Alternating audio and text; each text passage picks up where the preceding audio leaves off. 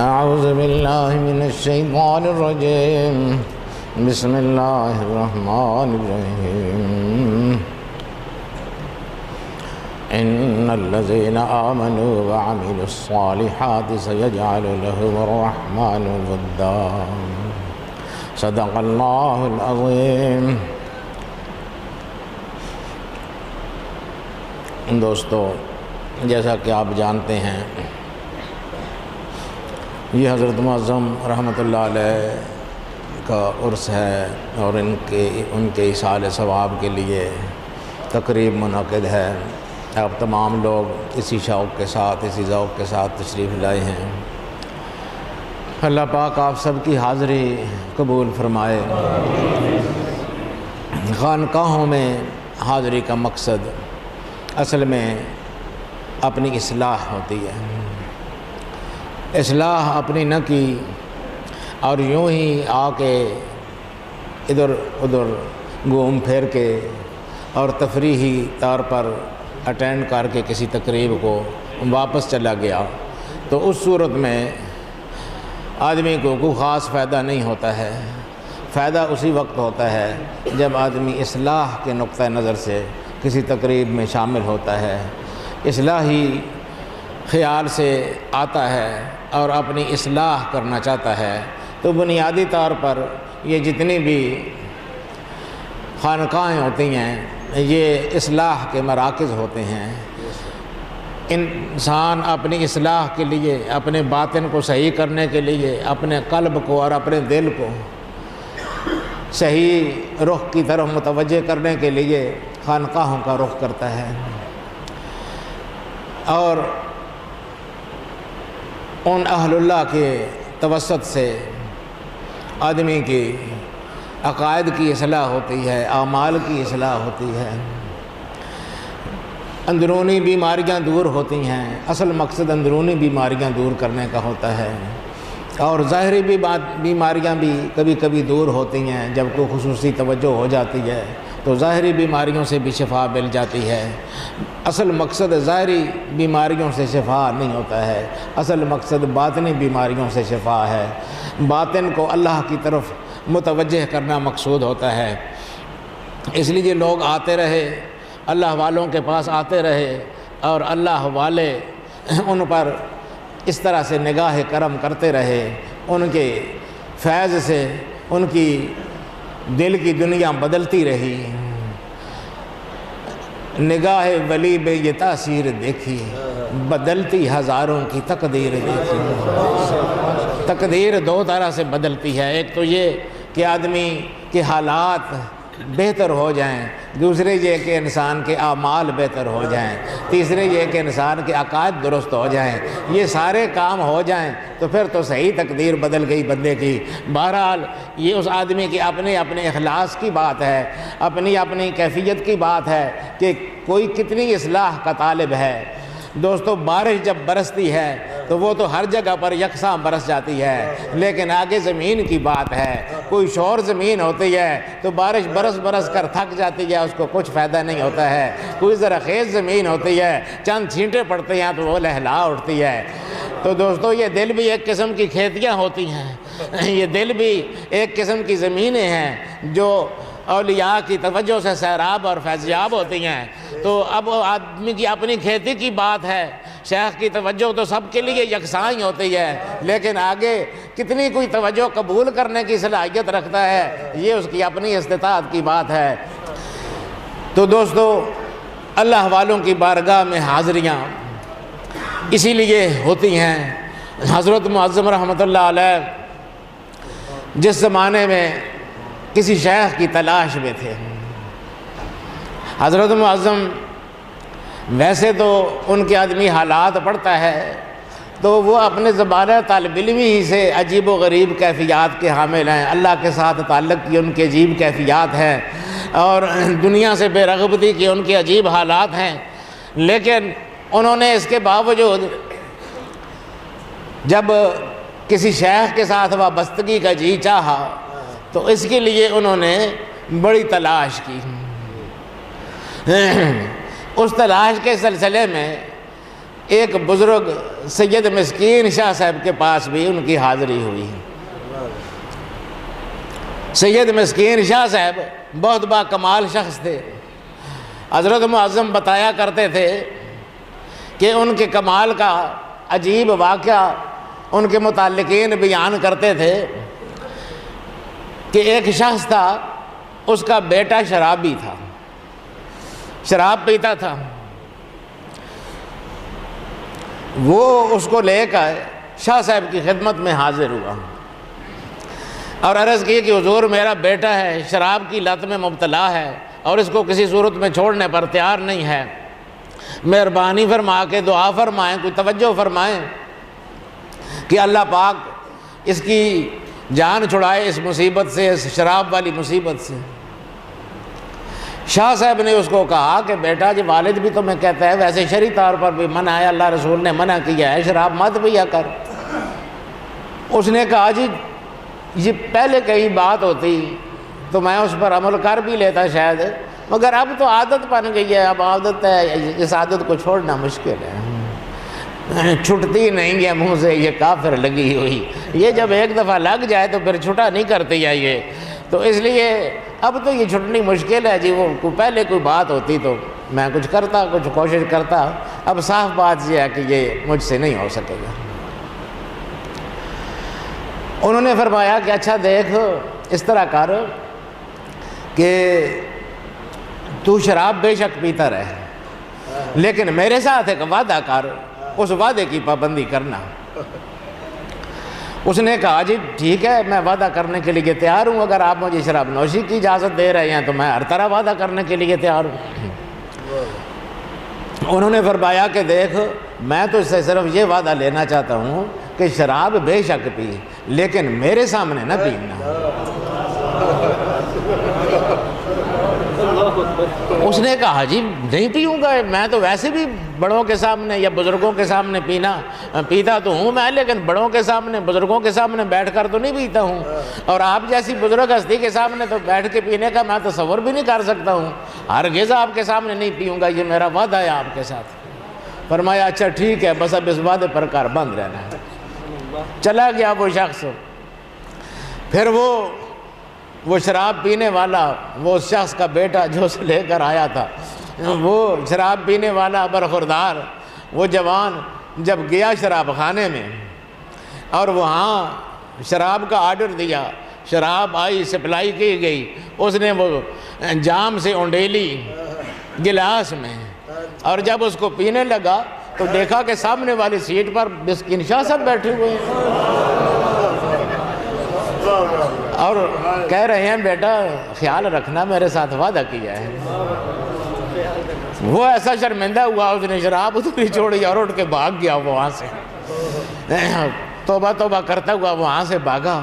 پھر اس کو شراب کے نشے نے مجبور کیا، پھر کسی اور شراب خانے میں گیا، وہاں جا کے بیٹھا، وہاں بھی جب اس نے شراب جام میں ڈالی اور منہ کی طرف بڑھا رہا تھا، دیکھا کہ شاہ صاحب سامنے بیٹھے ہوئے ہیں اور کہہ رہے ہیں کہ بیٹا خیال رکھنا وعدہ کیا ہے میرے سے۔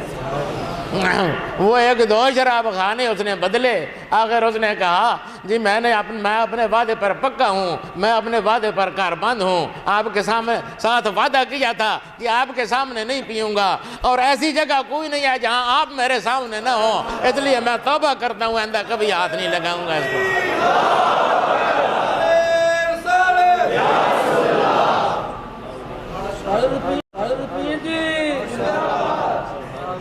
عجیب لوگ ہوتے ہیں یہ اللہ والے، ان کی بس نگاہوں میں جب آدمی چڑھ جائے آ جائے تو پھر اس کا کام بن جاتا ہے۔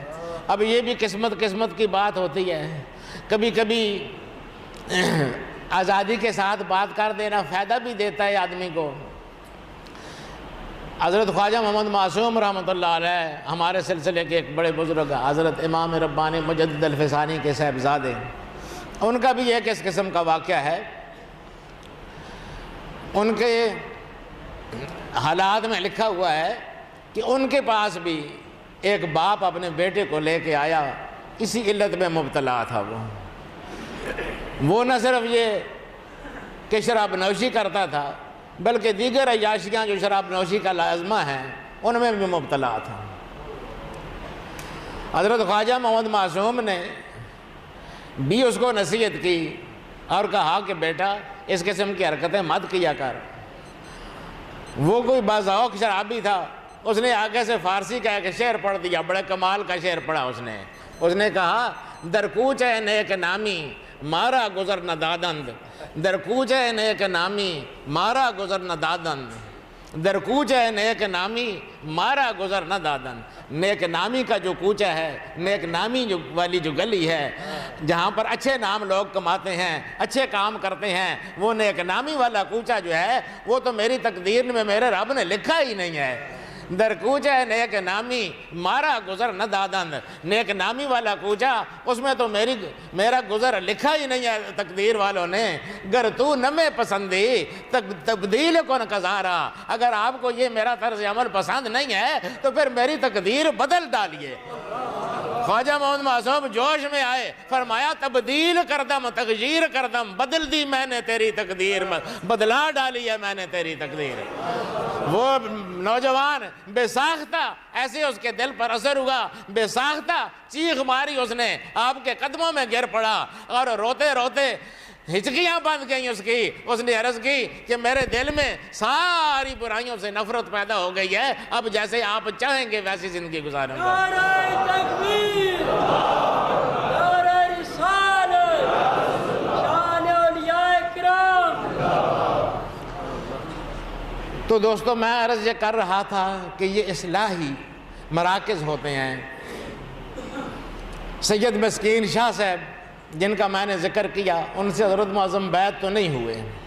بیعت اس لیے نہیں ہوئے کہ انہوں نے کہا تھا کہ تیرا حصہ میرے پاس نہیں ہے، تیرا حصہ کسی اور کے پاس ہے، اس کو تلاش کر۔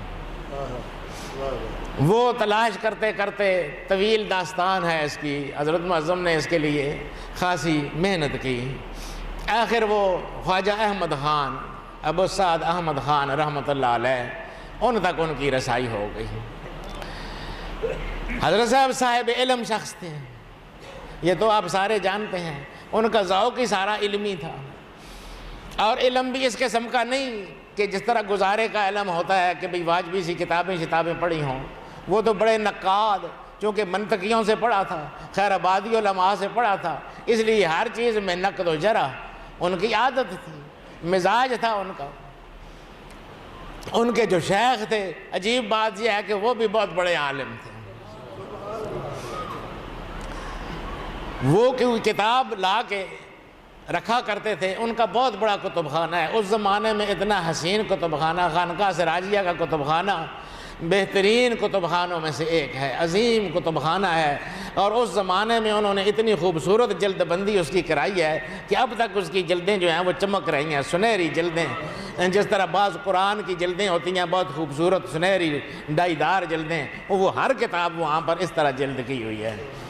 بہت بڑا خرچہ کیا انہوں نے، کتابوں کا بڑا ذوق تھا، عالی شان کتب خانہ قائم کیا تھا۔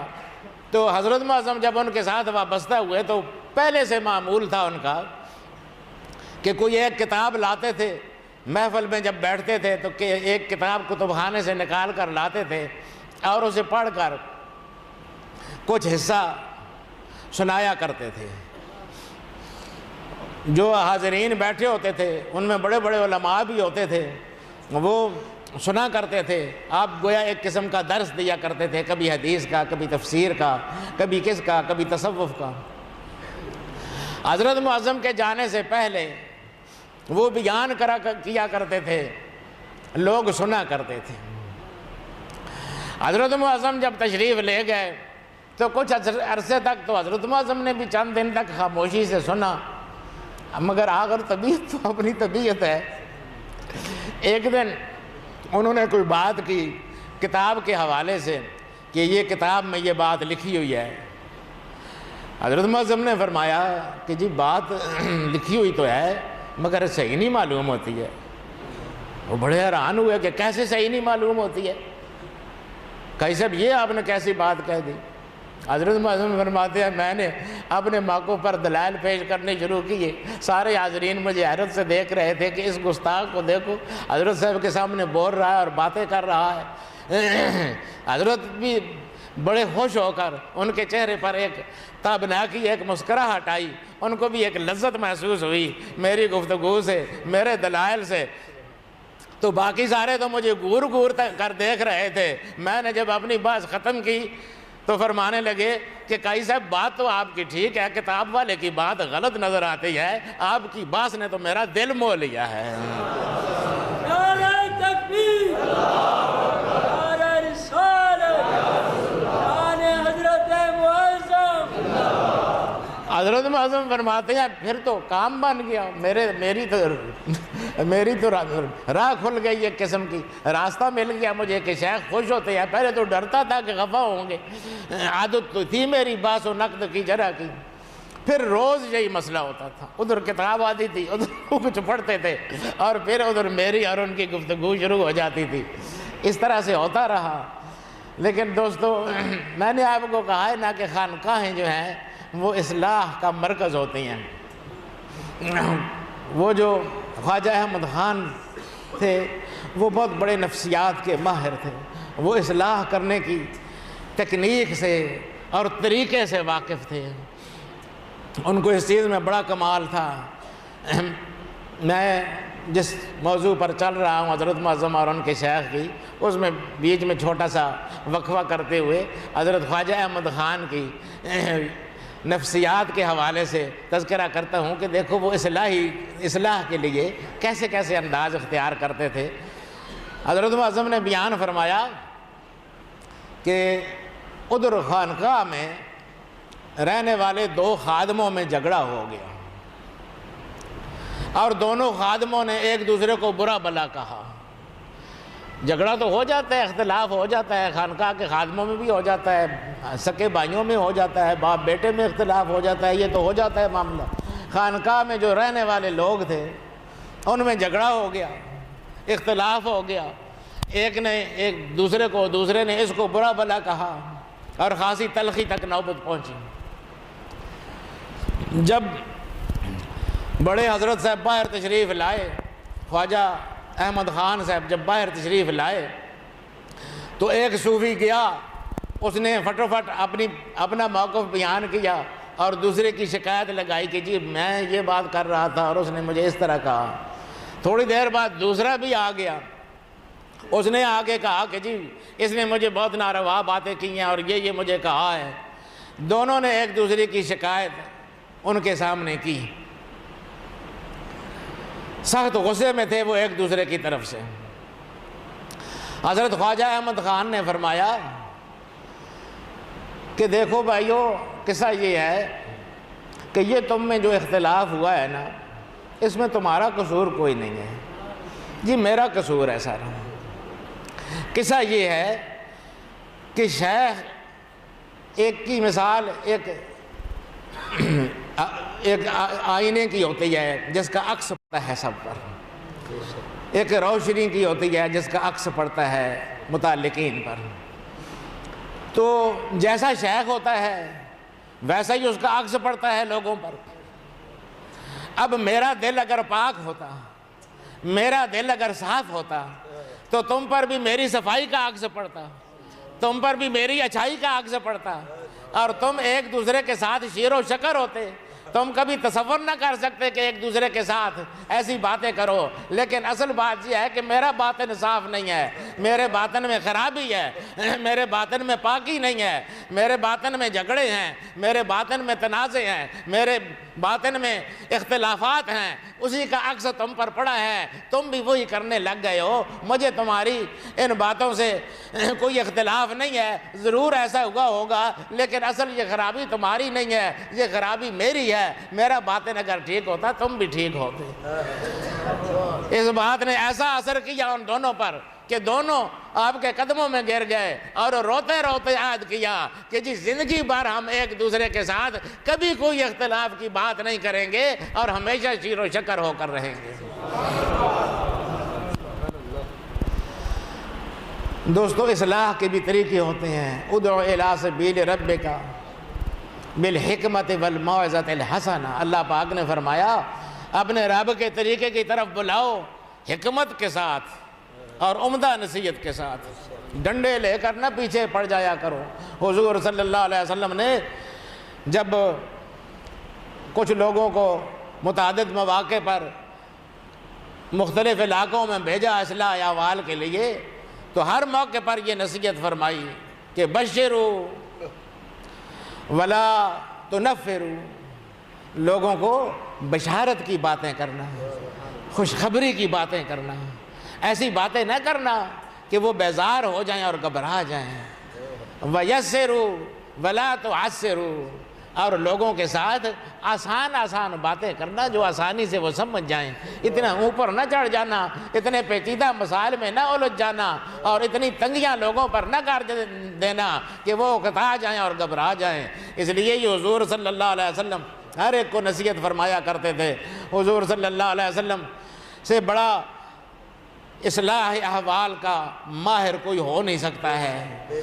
کس طرح دنیا کے دلوں کو بدل ڈالا انہوں نے، اور کیا کیا کیفیات پیدا کی لوگوں میں، وہ یہی کہ لوگوں کے جذبات کا ساتھ احساس رکھتے تھے۔ ایک امام نے بہت لمبی نماز پڑھائی، کسی نے آگے کہا کہ جی ہم دن کے تھکے لوگ ہوتے ہیں، یہ امام نماز پڑھاتا ہے اور لمبی عشاء کی نماز شروع کر دیتا ہے، اس وقت ہم تھکے ہوتے ہیں، ہمارے لیے اتنا کھڑا ہونا مشکل ہوتا ہے۔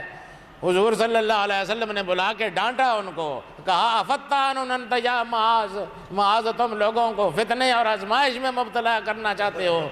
نماز جب پڑھو تو آہستہ تھوڑی پڑھا کرو، پیچھے جو لوگ کھڑے ہوتے ہیں ان میں ضعیف بھی ہوتے ہیں، کمزور بھی ہوتے ہیں، ضرورت مند بھی ہوتے ہیں، بھائی ان کا خیال کیا کرو، ان کے حوالے سے تم اپنی نماز ایک حساب میں رکھا کرو۔ بلکہ حضور صلی اللہ علیہ وسلم فرمایا کرتے تھے کہ میں کبھی نماز پڑھا رہا ہوتا ہوں تو مجھے کسی ماں کے بچے کے رونے کی آواز آتی ہے۔ اس زمانے میں عورتیں بھی مسجد میں آ کے نماز پڑھا کرتی تھیں باجماعت، پہلے عورتیں بھی مسجد میں نماز پڑھا کرتی تھیں، بعد میں حضرت عمر نے حالات زمانہ کی بنا پر منع کر دیا اس بات سے۔ حضور کے زمانے میں بہرحال پاکیزہ زمانہ تھا، عورتیں بھی نماز پڑھا کرتی تھیں۔ حضور نے فرمایا بعض دفعہ میں نماز پڑھا رہا ہوتا ہوں، مجھے یہ احساس ہوتا ہے کہ پیچھے عورتیں بھی کھڑی ہیں، مائیں بھی کھڑی ہیں، اور کوئی بچہ روتا ہے، مجھے یہ خیال آتا ہے کہ اس بچے کی ماں بے قرار ہوگی، بے تاب ہوگی، اس کو چپ کرانے کے لیے میں اس بچے کے لیے نماز اپنی مختصر کر دیتا ہوں۔ نعرہ تکبیر، نعرہ رسالت،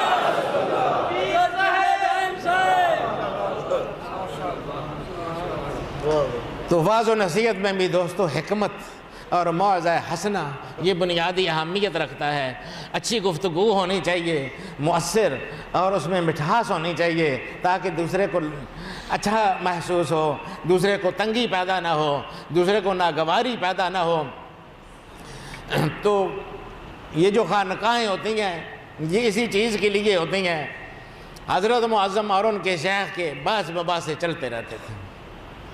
اب بحث مباحثہ تو پھر چیز ایسی ہے کہ کبھی اس میں آدمی کسی حد سے بڑھ بھی جاتا ہے۔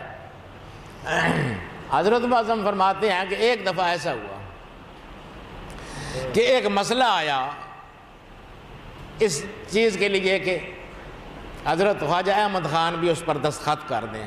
بہت سے علماء نے اس پر دستخط کیے ہوئے تھے، یعنی استفتاء تھا، فتویٰ کسی نے پوچھا تھا، بہت سے علماء نے جواب لکھا تھا۔ تو جواب کے لیے وہ دستخط کے لیے حضرت صاحب کے پاس بھی آیا کہ وہ بھی اس پر دستخط کر دیں۔ حضرت صاحب نے مجھے دے دیا کہ کئی صاحب یہ دیکھیں یہ مسئلہ آیا ہے، اس کے بارے میں اس لیے آیا ہے کہ دستخط کرنے ہیں اس پر، بہت سے علماء نے دستخط کیے ہیں، آپ بھی دیکھ لیں اس کو، آپ بھی دستخط کر دیں، میں بھی دستخط کر دوں۔ میں نے فتویٰ لے لیا، حضرت معظم فرماتے تھے میں نے فتویٰ لے لیا، اب میں نے اس کا مطالعہ کیا، علماء کے دستخطوں کو دیکھا، بڑے بڑے علماء نے دستخط کر رکھے تھے، لیکن جب مسئلے کی تحقیق کی تو پتہ چلا کہ وہ علماء نے صحیح مسئلے پر دستخط نہیں کیے ہیں، جواب دینے میں غلطی ہو گئی ہے علماء سے۔ میں نے عرض کر دی کہ جی جن علماء نے یہ فتویٰ لکھا ہے اور جن دلائل کے حوالے سے لکھا ہے وہ دلائل اس مسئلے کے لیے ناکافی ہیں، ان دلائل سے یہ مسئلہ ثابت نہیں ہوتا ہے۔ میرے خیال میں مسئلہ اس طرح سے نہیں ہے، مسئلہ اس کے برعکس ہے، یہ جواب ٹھیک نہیں ہے۔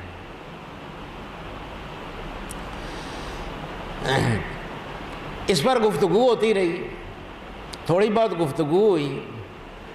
اب دلائل کے اعتبار سے حضرت معظم فرماتے ہیں کہ میں نے تو پورا مطالعہ کر رکھا تھا اور مجھے اپنے دلائل بھرپور طور پر معلوم تھے، اس لیے میں نے تو کھل کر اپنے دلائل پیش کیے۔ حضرت خواجہ احمد خان صاحب نے، پیر صاحب نے فرمایا، میرے دلائل سن کے انہوں نے میری کسی دلیل کا جواب تو نہ دیا، انہوں نے کہا کہ نہیں قاضی صاحب اس بات کو سوچیں کہ آخر اتنے علماء نے جو دستخط کیے ہیں تو آخر اتنے علماء کو غلطی کیسے لگ سکتی ہے؟ حضرت معظم فرماتے ہیں کہ مجھے کچھ جوش سا آ گیا کہ بھئی میں تو اپنی بات دلائل سے پیش کر رہا ہوں، اصولی طور پر چاہیے تو یہ کہ حضرت بھی اپنی بات کو دلائل سے ثابت کریں، اور یہ صرف اس بات پر کہ علماء نے دستخط کی ہیں یہ تو کوئی بات نہ ہوئی، میں تو دلائل پیش کر رہا ہوں اس بات پر کہ علماء نے غلط دستخط کیے ہیں، اور پھر انہی دستخطوں کو دلیل پیش کرنا۔ مجھے کوئی جوش آ گیا، میں نے کہا جی کہ یہ جو میں نے دلائل پیش کیے ہیں اگر ان کا کوئی جواب ہے تو پھر تو ٹھیک ہے، ورنہ اگر جواب نہیں ہے تو ان واضح قرآن و سنت کے واضح دلائل کے باوجود جن علماء نے ان پر دستخط کیے ہیں میرے خیال میں وہ عالم ہی نہیں ہے، سارے کے سارے جاہل ہیں۔ وہ کہتے ہیں میری زبان سے نکل تو گئی بات، مگر میں نے دیکھا کہ حضرت شیخ کو بات ناگوار گزری میری، علماء کی توہین، تو جملہ ظاہر ہے توہین پر مشتمل تھا، علماء کی توہین پر مشتمل تھا، یہ ان سے برداشت نہ ہو سکی، ان کو غصہ آ گیا، چہرہ مبارک غصے سے سرخ ہو گیا، اٹھ کر اندر چلے گئے۔ اب وہ دوسرے جو علماء وہاں محفل میں حاضر رہا کرتے تھے وہ مجھے کہنے لگے کہ قاضی صاحب دیکھو نا آخر وہی بات ہوئی نا، ہم تو اسی لیے کہا کرتے تھے کہ شیخ کے ساتھ بات چیت کرنی ٹھیک نہیں ہوتی ہے، کبھی ایسے معاملہ پیش آ جاتا ہے جو شیخ کی ناراضگی کا سبب بن جاتا ہے۔ اب دیکھو حضرت صاحب ناراض ہو گئے ہیں، آپ کا چہرہ سرخ ہو گیا تھا، آپ نے بہت تیز گفتگو کی تھی حضرت کے سامنے، ہم تو پہلے ہی کہا کرتے تھے کہ ایسے نہیں کرنا چاہیے۔ حضرت معظم فرماتے تھے کہ مجھے بھی بڑی ندامت ہو رہی تھی اپنی اس حرکت پر، شرمندگی ہو رہی تھی۔ یہ عشاء کے بعد کی محفل میں یہ واقعہ پیش ہوا تھا، حضرت اٹھ کر چلے گئے تھے۔ حضرت فرماتے ہیں کہ حضرت کی ناراضگی کے خیال سے میں ساری رات روتا رہا، میں نے فانی ڈوبتے دیکھی ہے نبض کائنات، میں نے فانی ڈوبتے دیکھی ہے نبض کائنات، جب مزاج یار کچھ برہم نظر آیا مجھے، میں نے فانی ڈوبتے دیکھی ہے نبض کائنات، جب مزاج یار کچھ برہم نظر آیا مجھے۔ وہ تو کائنات کی نبضیں ڈوبتی ہوئی معلوم ہوتی ہیں۔ ساری رات روتا رہا اور ندامت کا اظہار کرتا رہا، افسوس کرتا رہا اپنے رویے پر۔ آخر صبح جب آپ نماز کے لیے باہر تشریف لایا کرتے تھے تو میں ان کے نکلنے سے پہلے جا کے دروازے پر کھڑا ہو گیا، ہاتھ باندھ کے کھڑا ہو گیا۔ جو ہی حضرت باہر نکلے میں بے تابانہ آگے بڑھا اور آپ کے قدموں میں گر پڑا اور عرض کی کہ حضور کل مجھ سے غلطی ہو گئی تھی، میں نے غلط گفتگو کی تھی، میں نے بحث مباحثہ کیا تھا، میں معافی مانگتا ہوں، درگزر فرما دیجئے۔ رات میں نے محسوس کیا کہ آپ ناراض ہو گئے ہیں، میں رات بھر نہیں سویا حضور، رات بھر بے قرار رہا، تڑپتا رہا اور روتا رہا ہوں، مہربانی فرما کے مجھے معاف فرما دیجئے۔ حضرت صاحب نے بے ساختہ نیچے جھک کے مجھے کندھوں سے اٹھایا اور سینے سے لگایا اور کہا قاضی صاحب رات بھر آپ نہیں سوئے ہیں، رات بھر میں بھی نہیں سویا ہوں۔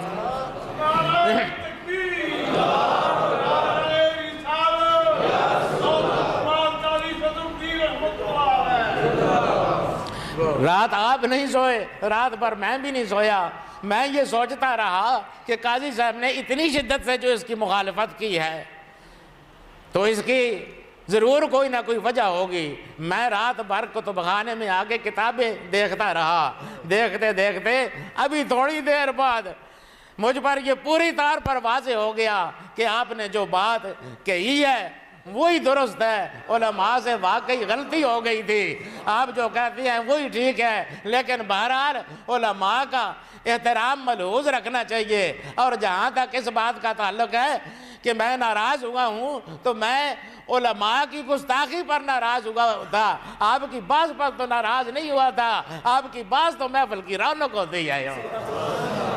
حضرت معظم فرماتے ہیں میرا سر پھر آسمان کی چوٹی تک پہنچ گیا، ساتویں آسمان تک جا لگا، میرا شیخ پھر مجھ کو سینے سے لگا رہا تھا، میری داد دے رہا تھا میری علمیت کی۔ اگلے دن پھر جب بات شروع ہوئی پھر جو ہی حضرت نے کوئی بات بیان کی، میں نے کہا جی ٹھیک نہیں معلوم ہوتی ہے بات، اور پھر وہی باز مباحثہ شروع ہو گیا۔ تو دوستو محبت کی ادائیں ہیں، تعلق کی عجیب عجیب نازک پہلو ہوتے ہیں۔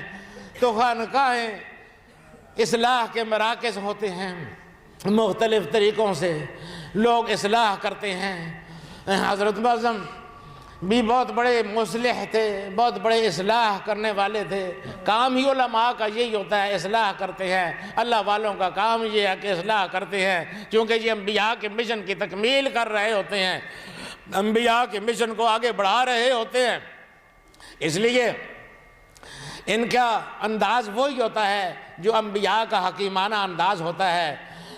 لیکن بعض دفعہ ایسا ہوتا ہے دوستو کہ صرف واعظ نصیحت کام نہیں کرتی ہے، اس کے لیے کسی اور طاقت کی ضرورت پڑ جاتی ہے۔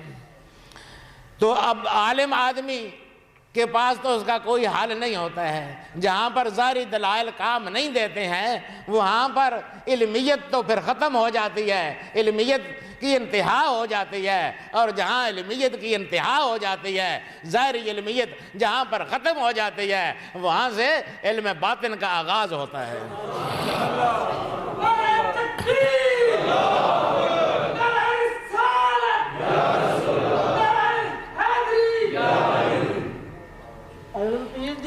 عقائد کی اصلاح، اعمال کی اصلاح، یہ ساری چیزیں خانقاہوں سے ملتی ہیں۔ مشائخ یہی کام کرتے ہیں، جس خانقاہ سے یہ نہ ملے وہ خانقاہ کسی کام کی نہیں ہے، وہ فضول ہے، بیکار ہے۔ خوشا مسجد و مدرسہ و خانقاہ کہ دروے بود کیلو کالے محمد۔ شیخ سعدی نے فرمایا خوشا مسجد و مدرسہ و خانقاہ کہ دروے بود کیلو کالے محمد۔ وہ مسجد، وہ مدرسہ اور وہ خانقاہ بڑی عمدہ ہے، بڑی بے مثال ہے کہ دروے بود کیلو کالے محمد، کہ جس میں دن رات محمد صلی اللہ علیہ وسلم کی باتیں ہوتی رہیں، آپ کا کردار بیان ہوتا رہے، آپ کی احادیث بیان ہوتی رہیں، آپ کی عظمتیں بیان ہوتی رہیں، کہ دروے بود کیلو کالے محمد۔ محمد صلی اللہ علیہ وسلم کے راستے پر چلانے کے لیے اللہ پاک نے اولیاء کرام کو قوتیں بھی عطا کر رکھی ہوتی ہیں، اور ان باطنی قوتوں کی ضرورت ہوتی ہے اصلاح کے لیے۔ دوستو کبھی ظاہری علم ختم ہو جاتا ہے۔ حضرت معظم کے پاس ان کے ایک عقیدت مند اپنے ایک بھائی کو لے کر آئے، ڈاکٹر عبدالحمید، ایک حضرت معظم کے ایک عقیدت مند تھے، حاجی عبدالرحمن صاحب ایبٹ آباد کے تھے، ان کا ایک بھائی تھا ڈاکٹر عبدالحمید، ڈاکٹر تھا، وہ قادیانی ہو گیا، مرزائی ہو گیا، مرزا غلام احمد قادیانی کا عقیدت مند ہو گیا۔ بھائی بہت پریشان تھے جو حضرت معظم کے ساتھ متعلق تھے، حاجی عبدالرحمن صاحب، وہ اس کو لے کر آئے حضرت معظم کے پاس اور کہا کہ میرا جی یہ بھائی قادیانی ہو گیا ہے، اس کو کچھ سمجھائیں۔ حضرت معظم نے اس کو سمجھایا، اس کے سامنے دلائل پیش کیے، قرآن و سنت سے واضح کیا کہ حضور صلی اللہ علیہ وسلم خاتم النبیین ہیں، آخری نبی ہیں، حضور صلی اللہ علیہ وسلم کے بعد کوئی نبی، نہ حقیقی نبی، نہ کوئی ذلی نبی، نہ کوئی بروزی نبی۔ یہ مرزے نے کوئی اصطلاح نکالی ہیں، قسمیں نکالی ہیں نبوت کی، ذلی نبی اور بروزی نبی۔ تو حضرت معظم نے اس کو سمجھایا کہ ذلی بروزی قسم کا کوئی نبی حضور صلی اللہ علیہ وسلم کے بعد نہیں ہو سکتا ہے۔ حضور صلی اللہ علیہ وسلم نے واضح طور فرمایا کہ میں خاتم النبیین ہوں، لا نبی بعدی، میرے بعد کوئی نبی نہیں ہے۔ اس نے کہا جی یہ آپ جو دلیلیں بیان کر رہے ہیں یہ دلیلیں مجھے پہلے سے معلوم ہیں، یہ دلیلیں اور علماء بھی بیان کرتے رہتے ہیں، مگر میں ان دلیلوں سے مطمئن نہیں ہوں۔ حضرت معظم نے فرمایا کہ کیوں مطمئن نہیں ہو تم؟ اس نے کہا جی بات اصل میں مشاہدے کی ہوتی ہے، زبانی طور پر دلیلیں تو کوئی بھی پیش کر سکتا ہے، لیکن مجھے تو اللہ پاک نے ایسا صحیح مشاہدہ کرایا ہے کہ اس مشاہدے کی وجہ سے میں اس راستے پر آیا ہوں۔ حضرت معظم نے فرمایا کہ کیا مشاہدہ کر لیا ہے تو نے؟ کیا منظر دیکھا ہے تو نے اتنا کہ تو نے حضور صلی اللہ علیہ وسلم کے بعد ایک شخص کو نبی مان لیا؟ ایسا کیا مشاہدہ ہو گیا؟ اس نے کہا جی میرا ایک دوست ہے، وہ قادیانی ہے، احمدی ہے، اس نے مجھے حضرت مرزا صاحب کی کچھ تصنیفات دیں مطالعے کے لیے، تو وہ بڑی علمی کتابیں تھیں، ان کو پڑھ کے میرا دل بڑا متاثر ہوا۔ پھر ایک رات میں نے خواب میں دیکھا، ایک منظر دیکھا میں نے، وہ اب تک میرے دل پر نقش ہے۔ میں نے دیکھا کہ ایک عظیم الشان باغ ہے، عظیم باغ ہے، خوبصورت پھولوں سے بھرا ہوا، سبزہ زار ہے، اس میں ایک بہت عالی شان تخت ہے، اور اس عالی شان تخت پر ایک بزرگ آرام فرما ہیں، سوئے ہوئے ہیں، لیٹے ہوئے ہیں، منہ پر چادر کیے لیٹے ہوئے ہیں۔ میں ان کے قریب گیا، مگر انہوں نے منہ پر چادر اوڑھ رکھی تھی، لیکن میرے دل نے گواہی دی کہ یہ شخص جو ہیں یہ حضرت مرزا غلام احمد قادیانی ہے۔ میرے دل نے گواہی دی اس بات کی، اور جب ان کی میں نے شان دیکھی کہ ایک عالی شان باغ میں ایک عالی شان تخت پر چادر اوڑھے آرام فرما رہے ہیں، اور میرے دل نے گواہی دے دی کہ یہی مرزا صاحب ہے، تو اس وقت میری ان کے ساتھ عقیدت مکمل ہو گئی۔ جو ہی ان کے ساتھ میری عقیدت ہوئی، اس کے بعد مجھے ہر نماز میں مزہ آنے لگ گیا، ہر عبادت میں مزہ آنے لگ گیا۔ اب میں نماز پڑھتا ہوں، میرا جی نہیں چاہتا ہے نماز چھوڑنے کو۔ اب میں قرآن پڑھتا ہوں، میرا دل نہیں چاہتا ہے تلاوت چھوڑنے کو۔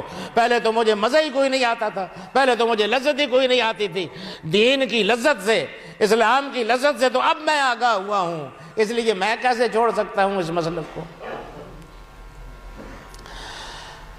حضرت معظم نے جب اس کی باتیں سنی تو انہوں نے اس کے بھائی عبد الرحمن کو کہا کہ حاجی صاحب اپنے بھائی کو واپس لے جائیں، دلائل کی بات نہیں ہے، یہ دلائل تو میں نے اس کو بتا دیے، وہ اس پر اثر نہیں کرتے ہیں، یہ گمراہ ہو گیا ہے ایک غلط مشاہدے کی وجہ سے۔ اب جب تک یہ کوئی صحیح مشاہدہ نہیں کرے گا اس وقت تک یہ صحیح راستے پر آئے گا نہیں، اس لیے لے جائیں آپ اس کو۔ حاجی صاحب لے گئے اس کو، افسردہ تھے، غمگین تھے کہ کام نہ بنا، اس کو اصلاح کے لیے لایا تھا، اور حضرت نے بھی کہہ دیا کہ دلائل سے کام نہیں بن رہا ہے۔ بہرحال وہ بھی افسردہ سے چلے گئے۔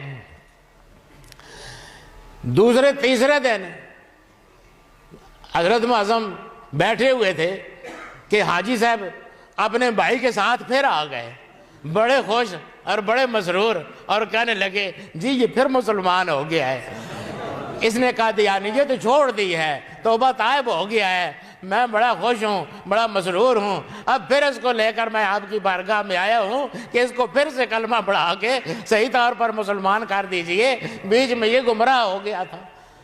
وہ بھی روتے ہوئے بولا کہ جی گمراہ ہو گیا تھا میں، غلطی ہو گئی تھی مجھ سے۔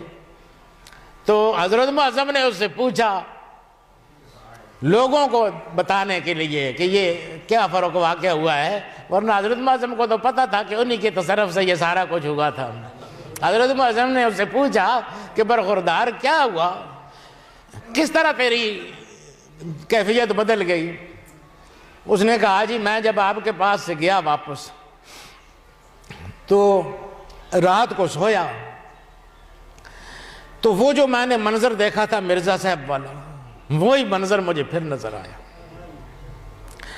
وہی عظیم الشان باغ ہے، اسی عظیم الشان باغ میں اسی طرح عظیم الشان سنہری قسم کی مسحری پڑی ہے، اور اس پر ایک شخص اسی طرح سے چادر اوڑے لیٹے ہوئے ہیں۔ میں آگے بڑھتے بڑھتے ان کے قریب گیا۔ پہلے تو میں نے دیدار نہیں کیا تھا، صرف میرے دل نے گواہی دی تھی کہ یہ مرزا صاحب ہیں، لیکن اس دفعہ میرے دل نے چاہا کہ ذرا چہرے سے پردہ ہٹا کے، آرام تو فرما رہے ہیں، ذرا چہرے سے پردہ ہٹا کر دیکھیں تو صحیح، دیدار تو کریں حضرت صاحب کا۔ چنانچہ میں نے جو ہی چادر ہٹائی ان کے چہرے سے تو وہاں مرا ہوا خنزیر پڑا تھا، انتہائی بدبودار قسم کا۔ جو ہی میں نے دیکھا وہ ساری جنت بھی ختم ہو گئی، سارا نظام بھی ختم ہو گیا، اور میں بیدار ہو گیا، ڈر کے خوفزدہ ہو گیا۔ اسی وقت میں نے لا الہ الا اللہ محمد رسول اللہ خاتم النبیین پڑھا، اور پھر طائب ہو گیا اپنے سابقہ نظریات سے۔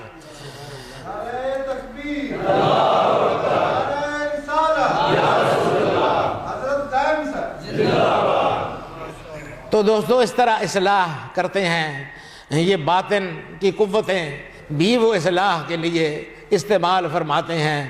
جہاں ظاہری چیزیں کام نہیں کرتی ہیں وہاں پھر باطنی قوتیں استعمال کرنی پڑ جاتی ہیں۔ یہ اولیاء نے جو ہندوستان میں دین پھیلایا یہ اسی طرح سے پھیلایا۔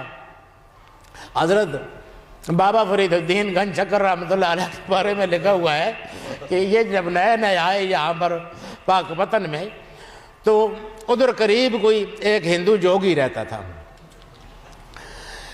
عورتیں اس کے پاس دودھ لے جایا کرتی تھیں، اور وہ کوئی ایسا کوئی چمتکار کرتا تھا، کوئی طریقہ کرتا تھا کہ جو عورت اس کو دودھ نہیں پہنچاتی تھی تو دودھ میں خون آنے لگ جاتا تھا۔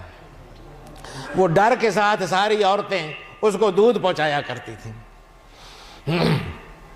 ایک دفعہ ایک بوڑھیا عورت سر پہ ڈولا رکھے دودھ کا حضرت خواجہ کی بارگاہ سے آگے جا رہی تھی۔ آپ نے اس سے پوچھ لیا کہ مائی کدھر جا رہی ہو؟ کہنے لگی جی جوگی کو دودھ پہنچانا ہے۔ فرمایا اس کو کیوں پہنچانا ہے؟ کہنے لگی جی نہ پہنچاؤں تو دودھ خون بن جاتا ہے۔ فرمایا نہیں خون بنے گا، تو بیٹھ ادھر بیٹھ۔ وہ عورت بیٹھ گئی وہاں پر۔ ویسے جوگی کا خوف بہت تھا۔ جوگی نے دیکھا کہ وہ سویرے سویرے جو عورت آیا کرتی تھی بہت سارا دودھ لے کر وہ نہیں آئی ہے، تو اس نے اپنا ایک چیلا بھیجا کہ جا دیکھ کے وہ عورت نہیں آئی ابھی تک، سویرے سویرے دودھ کی ضرورت ہوتی ہے اور وہ ابھی تک آئی نہیں ہے۔ وہ آیا، راستے میں بابا صاحب کی درگاہ پڑتی تھی، وہ ادھر سے گزرا تو دیکھا کہ عورت وہاں بیٹھی ہوئی ہے۔ اس کو غصہ آیا، اس نے کہا تو یہاں بیٹھی ہے اور تو جوگی بابا تیرا وہاں انتظار کر رہا ہے۔ بابا صاحب نے کہا کہ کیا بات ہے بھائی؟ اس نے کہا جی اس نے دودھ نہیں پہنچایا ہے۔ بابا صاحب نے فرمایا کہ بیٹھ ذرا، پہنچا دے گی، ابھی نہیں پہنچایا ہے، پھر تھوڑی دیر بعد پہنچا دے گی، فی الحال تو بیٹھ جا۔ وہ بیٹھ گیا وہاں پر، وہ بیٹھ گیا، بیٹھا بابے نے پیچھے کہا کہ وہ ایک چیلا بھیجا تھا، وہ چیلا واپس نہیں آیا ابھی تک، کوئی جا کے پتہ کرو۔ ایک اور چیلا آیا، اس نے اس چیلے کو ڈانٹا، پہلے چیلے کو، کہ تو یہاں بیٹھے ہوا ہے، جوگی نے تجھے کس کام کے لیے بھیجا تھا؟ بابا صاحب نے کہا بھئی بیٹھ ذرا، آرام سے بات کرو، بات ہو جائے گی، بیٹھ تو صحیح۔ وہ بیٹھ گیا، بس بیٹھ گیا وہ جوگی ادھر سے آدمی بھیجتا رہا، وہ جو آدمی آئے یہاں بیٹھتا جائے، پھر اس کو واپس جانے کی طاقت نہیں ہوتی تھی۔ جوگی کے سارے چیلے وہاں آ کے بیٹھ گئے۔ آخر میں جوگی خود آیا۔ جوگی ڈر گیا تھا پہلے ہی، اس نے دور سے خواجہ صاحب کو کہا کہ اے مسلمان بابا، میں تیرے نظریے کے ساتھ تو اتفاق نہیں رکھتا ہوں، لیکن میں یہ مانتا ہوں کہ تو مجھ سے بڑی شکتی والا ہے، تو مجھ سے بڑی طاقت والا ہے۔ میں اس علاقے سے جا رہا ہوں اور آئندہ کبھی یہاں واپس نہیں آیا ہوں۔ میرے چیلے بھی تیرے حوالے اور میرا سب کچھ تیرے حوالے۔ نعرہ تکبیر، نعرہ رسالت، شان اولیاء کرام، حضرت قبلہ دائم صاحب۔ تو دوستو، یہ وہ لوگ ہوتے ہیں جو اصلاح کے لیے اپنی کبھی باطنی قوتیں بھی استعمال کر لیتے ہیں، کہ یہ کبھی کبھی ایسے کر لیتے ہیں، ورنہ تو تکلیفیں برداشت کرتے رہتے ہیں، دکھ برداشت کرتے رہتے ہیں، ماریں کھاتے رہتے ہیں، ایک جگہ سے دوسری جگہ جاتے رہتے ہیں، رضا بالقضاء کی کیفیت میں رہتے ہیں۔ وہ کیفیت بھی ہوتی ہے، کبھی وہ ناز والی کیفیت بھی ہوتی ہے، کبھی نیاز والی کیفیت بھی ہوتی ہے، اپنی اپنی کیفیتیں ہیں، اللہ والوں کی مختلف کیفیات ہیں۔ بہرحال میرے کہنے کا مقصد یہ ہے کہ خانقاہیں اصلاح کے مراکز ہوتے ہیں، اور یہاں آدمی آئے تو اصلاح کے نقطہ نظر سے آئے۔ حضرت معظم کی سوانح حیات کو پڑھیں، حضرت معظم کی سوانح حیات کو پڑھیں، یا حضور صلی اللہ علیہ وسلم کی سیرت کو پڑھیں، یا اولیاء کرام کے کسی اور تذکرے کو پڑھیں، صرف وقت گزاری کے لیے نہ ہو، بلکہ اس لیے ہو کہ اس سے ہم نے سبق حاصل کرنا ہے، ان کی تعلیمات سے فیض حاصل کرنا ہے۔ اللہ پاک مجھے اور آپ کو اولیاء کی تعلیمات پر عمل پیرا ہونے کی توفیق عطا فرمائے۔ وآخر دعوانا الحمدللہ۔